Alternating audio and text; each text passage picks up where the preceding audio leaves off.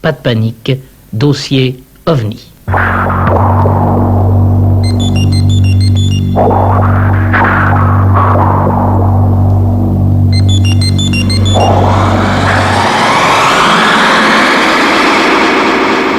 Dossier OVNI. Ce soir, 35e élément de ce dossier OVNI. Ce soir, Jean-Claude Bourré, comme les soirs de la semaine dernière, nous allons essayer d'apporter une explication. Enfin, quand je dis nous, ce sont surtout les savants, les techniciens qui acceptent de venir à ce micro de Pas de panique. Et vous savez, Claude Villers, que l'une des explications données par ceux qui ne croient pas aux ovnis, croient pas évidemment entre guillemets, est la suivante, eh bien tout se ramène à la psychologie, c'est-à-dire que ceux qui voient des ovnis sont des gens pas tout à fait normaux. Eh bien pour le professeur Rémi Chauvin, professeur de biologie à la Sorbonne, qu'a rencontré Eloge Boissonnade, tout ne peut pas se ramener à la psychologie.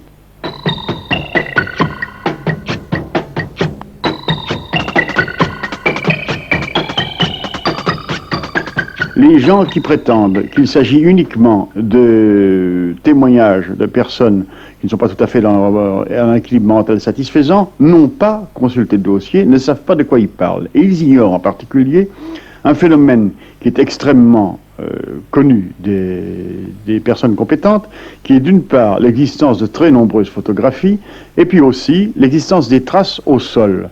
En effet, au cours des 5 dernières années, un nombre très élevé d'atterrissages d'objets non identifiés au sol a été reporté par toute une série de témoins et ont donné lieu en plusieurs endroits, des États-Unis notamment, à des phénomènes de panique.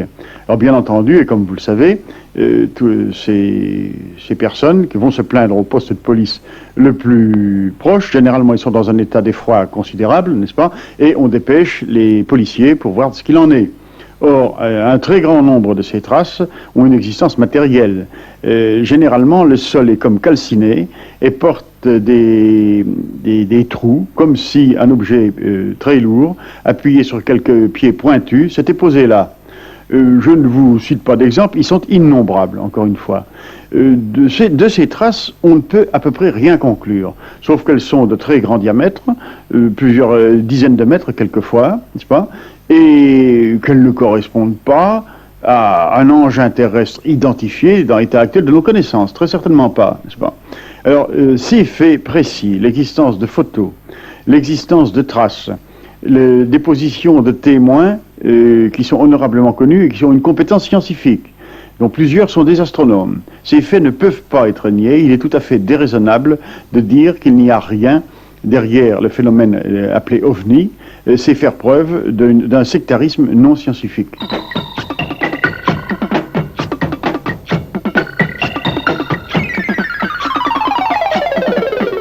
Dans notre univers, c'est-à-dire dans notre système solaire, il n'y a pratiquement pas l'espoir de rencontrer une vie aussi évoluée que la nôtre, une vie intelligente. Alors, est-ce qu'il faut en conclure que ces ovnis viendraient dans notre système solaire? Eh bien, évidemment, dans notre système solaire, je ne vois pas très bien où la vie évoluée et intelligente pourrait se développer. Sur la Lune, ça me paraît une partie tout à fait perdue, n'est-ce pas?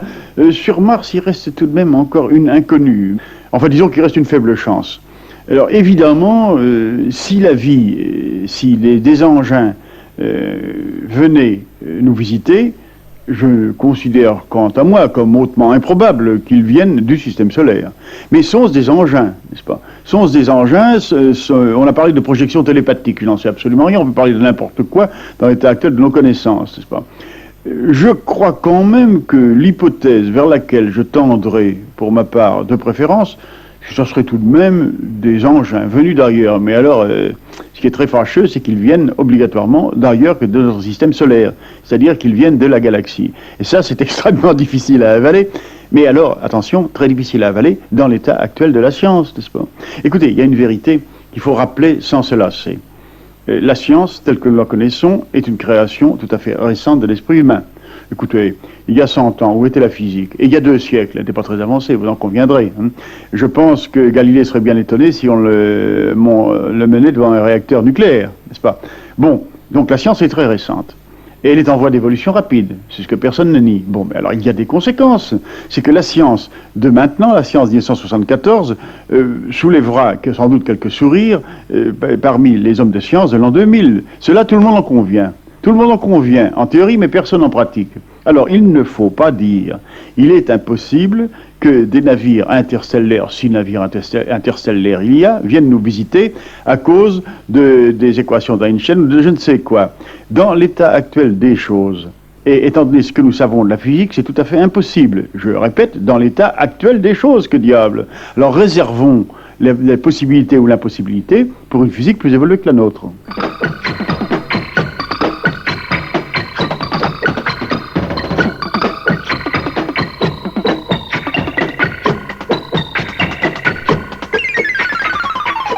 Admettons un instant que ces vaisseaux viennent d'une autre galaxie, d'un autre système solaire. Est-ce que vous pensez qu'il y a des chances que les êtres qui sont à l'intérieur, ou qui pourraient être à l'intérieur, soient bâtis sur le même modèle que le nôtre? Il y a un nombre de chances énormes pour que des planètes du type de la Terre aient été réalisées par l'évolution stellaire un grand nombre de fois. Je ne comprends pas comment on peut soutenir une seule minute une théorie autre que celle-là. Ou alors on revient au vieux géocentrisme. Vous savez, la Terre était le siège de l'homme intelligent, là où s'était effectuée la rédemption. Par conséquent, elle était distinguée entre toutes les planètes. Il ne pouvait y en avoir qu'une, comme celle-là, dans le monde entier. Tout de même, depuis un certain temps, on n'adhère plus à ce genre d'idées. Eh bien, il semble qu'un certain nombre d'hommes de science, par peur des conséquences qu'on pourrait tirer de l'existence d'une infinité de terres à travers l'espace, reviennent au vieux géocentrisme. Ainsi donc, je pense que si des navires venaient de constellations où se trouvent des terres biochimiquement analogues à la nôtre, il paraît assez probable, après tout, que les passagers de ces navires seraient grossièrement semblables à nous. Ça ne me paraît pas impossible. Donc, il pourrait sortir en quelque sorte de la même soupe originelle, si je puis employer ce terme. En quelque sorte, oui. En quelque sorte, oui. Maintenant, cette soupe originelle, vous savez que depuis un certain temps, nous ne nous bornons plus là-dessus à des hypothèses. Nous pouvons faire des expériences. Ça remonte à un certain temps. Ça remonte à peu près vers les années 50, si j'ai bonne mémoire, où un jeune étudiant qui s'appelait Arthur Miller, qui était l'élève de Urey. Urey était un savant chimiste qui venait d'avoir le prix Nobel de chimie, justement. Et Miller est allé voir son patron et lui a dit, dites donc, j'entends parler sans arrêt de la soupe originelle, l'océan primitif, qui contenait ceci et cela, dans lequel la vie a dû proliférer. Et pourquoi on ne ferait pas une expérience là-dessus? Une expérience, lui dit Urey, mais comment voulez-vous qu'on fasse une expérience? Eh bien, dit Miller, si je mettais dans un ballon ce qu'on croit s'être trouvé dans la soupe originelle, de l'eau naturellement, quelques gaz comme le méthane, des sels ammoniacaux, que sais-je encore, mais des produits purement minéraux, rien de vital. Et puis je ferai éclater des étincelles dans le ballon, puisqu'on prétend qu'un certain nombre des réactions qui ont présidé à la naissance de la vie venaient de l'influence de l'électricité des orages qui devaient être très fréquents au-dessus de l'océan primitif. Alors qu'est-ce que vous en pensez? Urey dit, je pense que vous êtes fou. Alors, dit Miller, vous me défendez de faire l'expérience. Oh, dit Urey, si je vous le défends, vous le ferez quand même, n'est-ce pas? Mais je vous parie $2000 que ça va rater. Alors, la suite de l'histoire est connue. Miller fit ce qu'il avait proposé à Urey. Il fit éclater des étincelles dans son ballon où il avait mis quelques éléments de l'hypothétique soupe originelle. Puis, au bout de 8 jours, il avait remarqué que le liquide dans le fond du ballon devenait rougeâtre et il y avait dedans toute une série de produits, et en particulier des peptides, c'est-à-dire les premières briques qui servent à construire les protéines, si vous voulez. Les protéines, qu'est-ce que c'est? C'est l'édifice même de notre corps. Alors depuis, je me demande même quand Miller n'a pas eu le prix Nobel pour ça, mais enfin il l'aura peut-être, n'est-ce pas? Et on a recommencé l'expérience un très grand nombre de fois.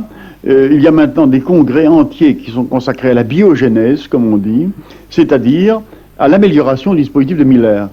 Alors c'est devenu tellement technique et tellement compliqué qu'il n'est pas question de vous l'expliquer, n'est-ce pas? Mais enfin, actuellement et banalement, on fait des travaux sur la soupe originelle, sur l'évolution biochimique, comme on dit, et on ne désespère pas de fabriquer, oui je dis bien fabriquer, des organismes élémentaires. Oh, on n'y est pas arrivé, d'accord. On a observé des sortes de vésicules qui se contractent, qui se divisent, mais qui ne sont que des caricatures de la cellule, tout le monde est d'accord. Seulement, partant de là, voyez-vous, il y a deux hypothèses.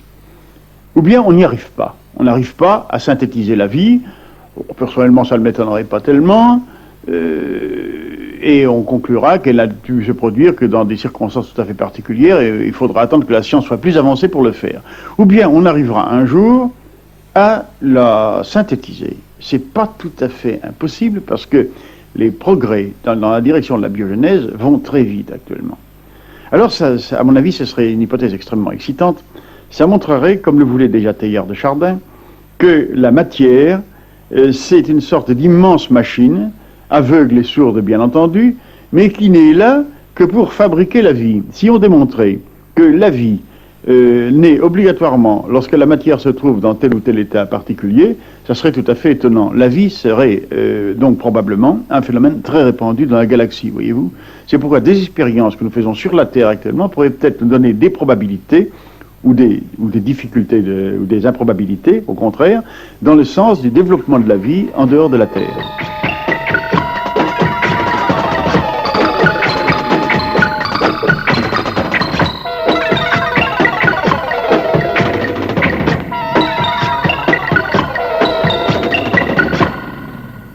Comme quoi, en essayant d'étudier le futur, on peut peut-être connaître notre passé. C'est un peu ce qu'expliquait M. Chauvin tout à l'heure. Et Jean-Claude Bourret, je crois que nous allons continuer cette semaine à, disons, donner des tentatives, je dis bien des tentatives d'explication de ces phénomènes d'OVNI. Absolument, puisque nous sommes dans la deuxième partie de ce dossier OVNI qui consiste à vous présenter les explications et les témoignages de scientifiques français et de scientifiques étrangers. Mais je voudrais revenir, ou plutôt je voudrais vous signaler un certain nombre de choses importantes qui vont se passer cette semaine. D'abord, si vous avez un appareil photo, je vous conseille vivement de le mettre en batterie, d'y mettre une pellicule en bon état, car le groupement Lumière dans la nuit organise samedi prochain, de 21h à minuit, une veillée photographique nationale. Tout ce que nous vous demandons est de scruter le ciel pendant 4 heures et de photographier les éventuels ovnis, si vous avez évidemment la chance d'en voir passer. Michel Monnery, spécialiste photo de Lumière dans la nuit, vous donne les conseils suivants. Ouvrez le diaphragme de votre appareil au maximum. Utilisez de préférence une pellicule dont la sensibilité est égale ou supérieure à 125 ASA. Et puis adressez vos clichés, développés évidemment, à l'émission Pas de panique, France Inter, Maison de la Radio, 75016, Paris. Samedi prochain, donc, de 21h à minuit, veillée photo sur l'ensemble de la France pour ceux d'entre vous qui veulent bien y participer. Le courrier maintenant, beaucoup de lettres de toute l'Europe et même une lettre d'extraterrestre, mais soyons sérieux et revenons-en à un courrier fréquent venant de Belgique nous demandant une adresse belge de groupement sérieux. Alors notez bien cette adresse en Belgique, il s'agit de la SOBEPS, la Société belge d'études des phénomènes spatiaux, la SOBEPS, 26 boulevard Aristide Briand, 1070 Bruxelles. 26 boulevard Aristide Briand, 1070 Bruxelles, la SOBEPS. Et enfin, une précision, il va sans dire, mais cela va mieux en le disant, que tous les scientifiques qui participent à cette émission et dont nous donnons les titres n'engagent qu'eux-mêmes en parlant des ovnis et évidemment pas les instituts scientifiques qui les accueillent. Voilà Claude Villers pour ce long courrier de réponse aux auditeurs. Demain, Jean-Claude Bourret, demain, 36e élément de ce dossier OVNI, pas de panique.